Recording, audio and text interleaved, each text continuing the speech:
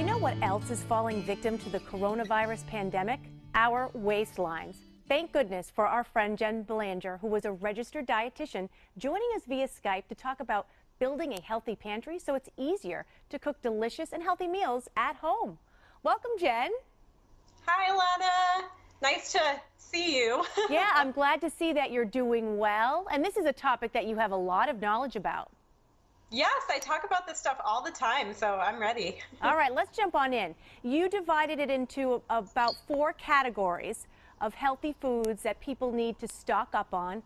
Which one would you like to start first with?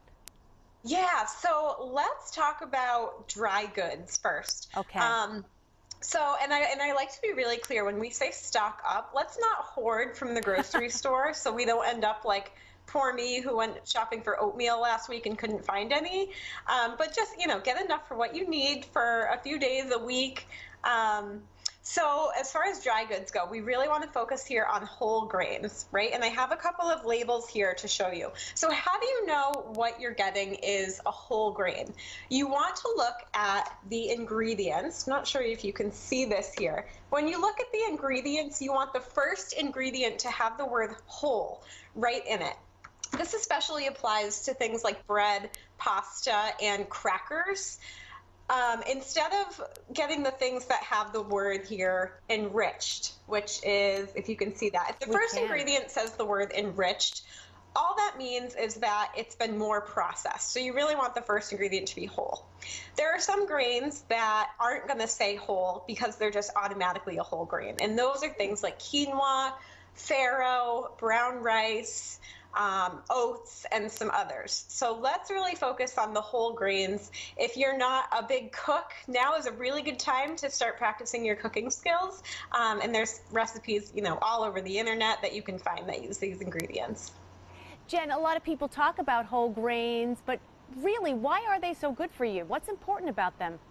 They are so good for you because of the fiber. I think I talk about fiber every time I come on Mass Appeal, which is important for our digestion, our blood sugar control, weight management. It helps keep us full. It's just, most people do not get enough fiber. You need really about 30 grams a day or so, and most people don't even come near that. So, very interesting. 30 grams a day. All right, we're going to have to start looking out for that.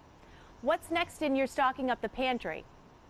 So canned goods. So don't be afraid to get into that canned aisle and buy some canned beans, chickpeas. Those are always in my house. I always have canned black beans, canned chickpeas, usually some white beans on hand. And one of my key ingredients that I use in so many recipes are no added salt, diced tomatoes. They make my vegetable soups have that nice red broth color.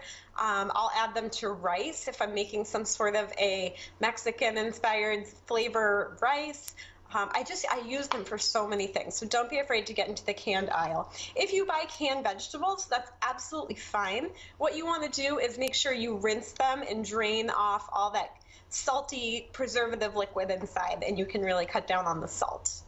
I love that. Beans are so versatile. I mean, I throw them in salads, just about anything. Oh, yeah.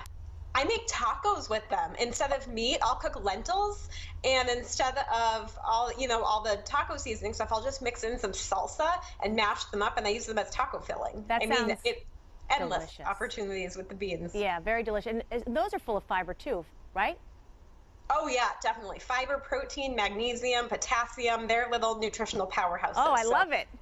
All right, let's keep on. Yeah, eat your beans. Okay, next we have baking goods. Is that right? Yeah, and so, a lot of what we're going to be doing for the next few weeks is cooking at home, right? And this is really good. I'm always encouraging people to cook at home. So make sure you have a couple of oils on hand. Olive oil is a star, so you always want to have olive oil on hand. Have some canola oil on hand because you don't use olive oil for everything.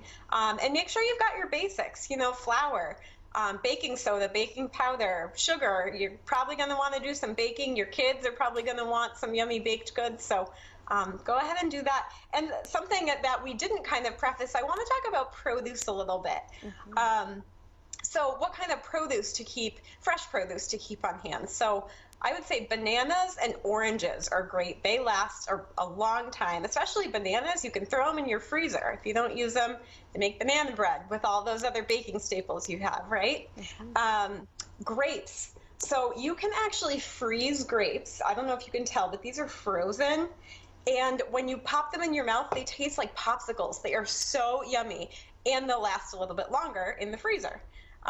So that's a really fun one that we enjoy in our house a whole lot. And apples. That's usually a kid favorite. Most kids I know will eat apples, even if they won't eat other fruit. So those are some of the ones that you want to have on hand that are going to last you and that won't go to waste or go bad really quickly.